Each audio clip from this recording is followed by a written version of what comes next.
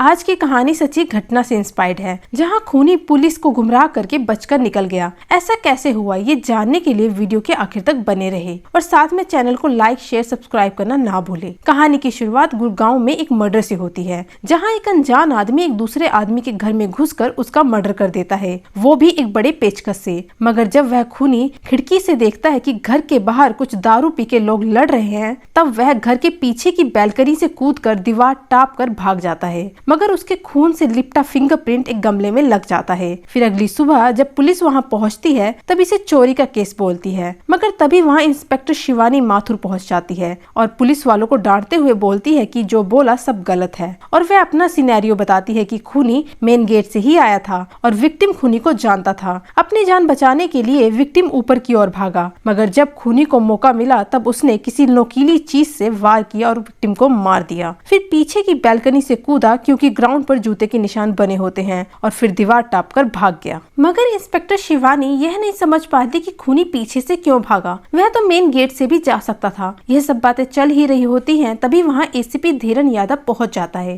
तब उन्हें इंस्पेक्टर शिवानी बताती है कि सबूत मिटाने के लिए खूनी ने पूरे घर में पानी गिरा और विक्टिम की लाश को पानी से भरे टब में डाल दिया, क्योंकि दीवारों और छतों पर सिलन नहीं थी और मर्डर की रात शहर में बहुत तेज बारिश हो रही थी। इंस्पेक्टर शिवानी घर की नौकरानी से पूछताछ करती है और वह बस इतना ही बताती है कि घर का काम करने के बाद शाम 6 बजे वह अपने घर चली गई थी। विक्टिम का नाम असल में आकाश होता है और उसकी बहन वहां पहुंच जाती है, जिससे यह पता लगता है कि आकाश कुछ समय पहले ही अपनी पत्नी से डिवोर्स लेने के बाद दुबई से इंडिया आ गया था ताकि अपना बिजनेस शुरू कर सके, जिसके लिए उसने फैमिली अकाउंट से 20 लाख रुपए विड्रॉ भी कराए थे। इसके बाद घर का लॉकर चेक किया जाता है, जिसमें पैसे नहीं मिलते। एक टाइम के लिए शिवानी को भी चोरी का केस लगता है, मगर एसीपी धीरन यादव और सबूत ढूंढने के लिए बोलते हैं। तब इंस्पेक्टर शिवानी वहां का सीसीटीवी चेक करने के लिए बोलती है, मगर पता लगता है कि कुछ हफ्ते पहले से ही सीसीटीवी खराब पड़ा है। तब सोसाइटी के चौकीदार से पता लगता है कि बंगला नंबर 22 के बाहर कुछ शराबी रात के 12 बजे के करीब लड़ रहे थे। आकाश असल में ग्रीनफील्ड सोसाइटी के बंगला नंबर 22 में रहता था। फिर पूरे सोसाइटी के लोगों से पुलिस स्टेशन में बातचीत शुरू हो जाती है।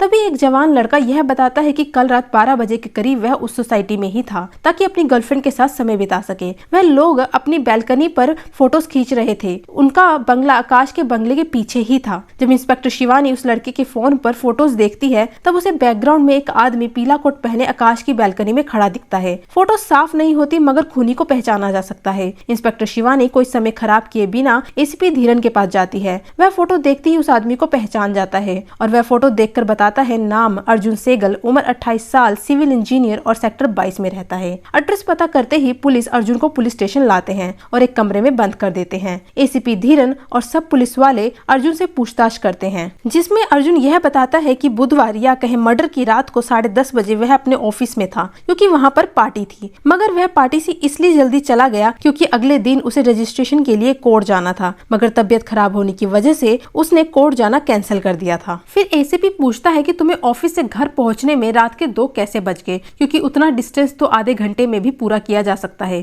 तब अर्जुन बताता है कि उसकी गाड़ी नौर बंजर रोड पर खराब हो गई थी और 3 घंटे वहां इंतजार करने के बाद एक मैकेनिक मिला जिसने मेरी गाड़ी का जैक ठीक किया, इसलिए मैं घर लेट पहुंचा। तब एसीपी उसे बैल्कनी वाली तस्वीर दिखाता है, जिसे देखकर खुद अर्जुन शॉक रह जाता है। सब पुलिस वालों को बाहर भेजने के बाद एसीपी अर्जुन को फंसाने की धमकी देता है और फिर एसीपी भी अर्जुन को कमरे में बंद करके नीचे जाता है, जहां सब पुलिस वाले भीड़ जमाए खड़े होते हैं, क्योंकि एसीपी की आंखों के सामने अर्जुन का हमशक्ल दारू के नशे में बैठा होता है, जिसका नाम रोनी या सूरज राणा है, जिसे पुलिस वालों ने खूनी की फोटो देखकर पकड़ा था। उसे देखकर एसीपी और इंस्पेक्टर शिवानी भी शॉक रह जाते हैं। अब कहानी 3 महीने पहले पहुंच जाती है, जहां अर्जुन एक नॉर्मल सी लाइफ जी रहा होता है। तभी उसकी मुलाकात जानवी नाम की लड़की से होती है, जिसे देखते ही अर्जुन को उससे प्यार हो जाता है और जानवी भी अर्जुन को पसंद करने लगती है और फिर धीरे धीरे दोनों रिलेशनशिप में आ जाते हैं। दूसरी तरफ रोनी यानी सूरज, जो सिर्फ चोरी चकारी करता है और जुआ खेलता है, उसकी जिंदगी में बस इतना ही है। तभी एक गुंडे को सूरज और उसका दोस्त चड्डी बेवकूफ बनाकर 2 लाख रुपए ले जाते हैं, मगर उसे भी जुए में हार जाते हैं। इधर अर्जुन जानवी के साथ अपनी जिंदगी बना रहा होता है।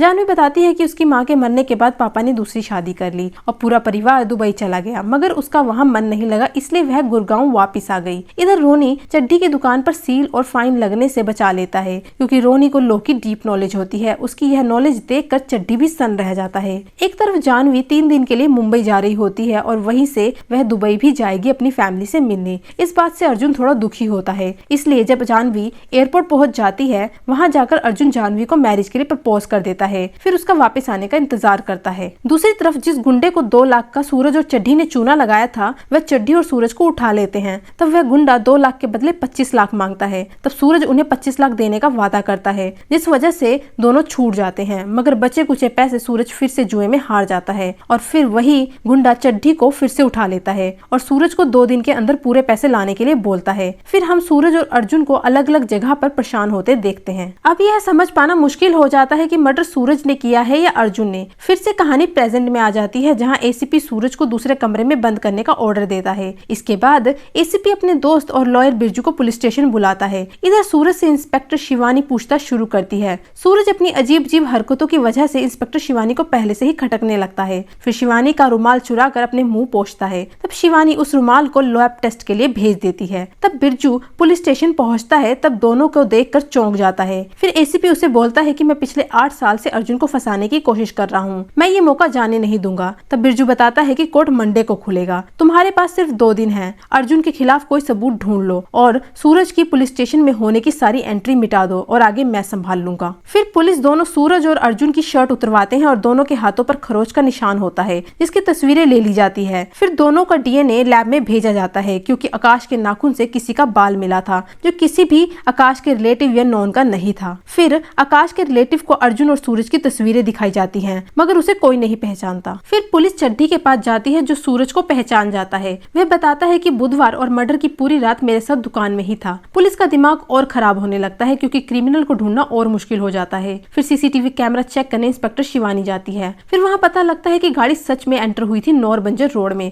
और निकली 3 घंटे बाद ही थी, मतलब गाड़ी उस रोड पर ही थी। फिर शिवानी को लगता है कि अर्जुन सच बोल रहा है। पुलिस को कोई सबूत नहीं मिलता और पूरा एक दिन निकल जाता है। फिर दोनों को टॉर्चर करना शुरू कर दिया जाता है, मगर दोनों अपनी बात पर टिके रहते हैं। इधर इंस्पेक्टर शिवानी को पता लगता है कि एसीपी गुस्सा क्यों है अर्जुन से, क्योंकि 8 साल पहले अर्जुन ने एसीपी की बेटी को भागने में हेल्प करी थी अपने दोस्त के साथ। जब एसीपी अर्जुन को कोर्ट में ले गए, तब एसीपी की बेटी ने अर्जुन के फेवर में बयान दिया। तब से एसीपी अर्जुन के पीछे पड़े हुए हैं। तभी लैब से पता लगता है कि अर्जुन और सूरज का डीएनए 100% मैच खाता है। इस वजह से अब खूनी कौन है ये पता करना और मुश्किल हो जाता है। फिर सुबह एक पुलिस वाला अर्जुन को पानी देने आता है। तब वह बेहोश होने की एक्टिंग करता है। उसी वक्त सूरज बाथरूम के बाहर आता है और मौका देकर अर्जुन भी भागकर बाहर आ जाता है। अब सूरज और अर्जुन आमने सामने होते हैं। फिर दोनों के बीच लड़ाई शुरू हो जाती है। तब पुलिस वाले दोनों को पकड़कर अलग अलग जगह ले जाते हैं और दोनों से पूछताछ शुरू होती है। दोनों अपनी अपनी कहानी बताना शुरू करते हैं एसीपी के सामने। तभी शिवानी को लैब से पता लगता है कि आइडेंटिकल ट्विंस के भी फिंगरप्रिंट मैच नहीं करते, जिस वजह से असली खूनी को पहचाना जा सकता है। इसलिए क्राइम सीन पर लैब के लोग कुछ वापस जाते हैं और पूरे घर की छानबीन शुरू करते हैं। मगर उसी वक्त एक अनाड़ी पुलिस वाले से गमला टूट जाता है, जिसमें असल में खूनी के फिंगरप्रिंट्स थे।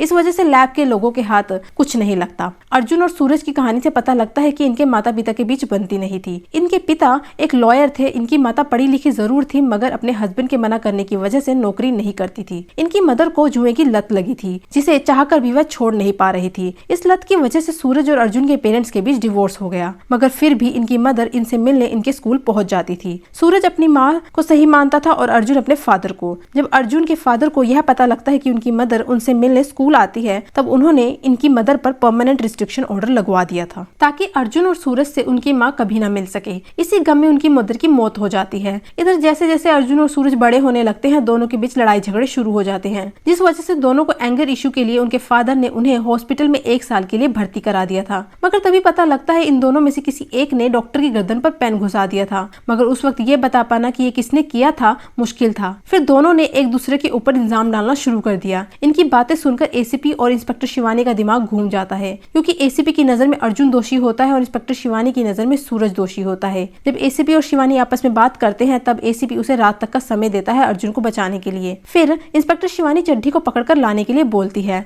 मगर तब तक चड्ढी 9-11 हो जाता है, क्योंकि सूरज ने उसे ऐसा करने के लिए कहा था। तभी शिवानी को पता लगता है कि सूरज ने 25 लाख रुपए उस गुंडों को चुका दिए थे। तब शिवानी श्योर हो जाती है कि मर्डर सूरज ने ही किया है, मगर एसीपी सिर्फ अर्जुन को फंसाने में लगा होता है, इसलिए सूरज को छोटी चोरी में फंसाने की कोशिश करता है। लेकिन तभी सूरज बताता है कि उसने वो 25 लाख रुपए जुए में जीते थे। इसकी पुष्टि वही जुआरी करता है जिसके साथ सूरज जुआ खेलता था। इन सब बातों को सुनकर एसीपी का रास्ता साफ हो जाता है कि खूनी अर्जुन ही है। मगर तभी पता लगता है कि वही ड्राइवर जिसने अर्जुन की कार सही करी थी और एसीपी की बेटी जिसके पास सुबह सुबह अर्जुन गया था, वह बयान देने पुलिस स्टेशन पहुंच जाते हैं, जिस वजह से गाड़ी फिर से 0 पर आकर टिक जाती है। 6 महीने बाद सूरज और अर्जुन को कोर्ट रिहा कर देती है क्योंकि पुलिस एग्जैक्ट खूनी को ढूंढ नहीं पाती। दोनों रिहा हो जाते हैं। फिर कुछ हफ्तों बाद शिवानी को जानवी की मिसिंग फाइल मिलती है जिसकी कंप्लेंट अर्जुन ने ही की थी। फिर हमें पता लगता है कि जानवी का एक्स बॉयफ्रेंड असल में आकाश था, जिससे मुंबई जाने के बाद जानवी फिर से मिली थी। उसी रियूनियन पार्टी में आकाश ने जानवी की ड्रिंक में ड्रग मिला दिया था और उसे